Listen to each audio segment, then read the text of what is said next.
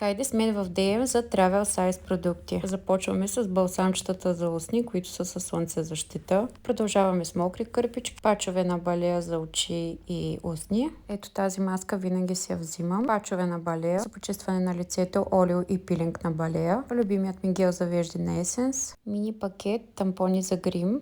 Малка мицеларна вода на Гарние. Ето тези туалетни водички са много добри и са с мини опаковка. Любимият ми балсам за почистване на лице на Zero. Любимият ми BB крем на Миша. Малка разфасовка на клечки за уши. Стик за фиксиране на косата. Кърпички за почистване на очила и телефон. Мини пяна за бръснене. Както и самобръсначка на балея. Малко кремче на Nivea Soft, антибактериален гел на балея, както и мини кърпички. Няколко комплектчета видях, че има с паста за зъби, конец за зъби и четка за зъби. Има много сладки мини дезодоранчета на Dove и Nivea. Може да погледнете и мини вариантите на душ гел, пилинг за лице, балсамчета, шампуанчета, крем за ръце, измивни гелове за лицето. Също така видях, че има и лъкочистител даже.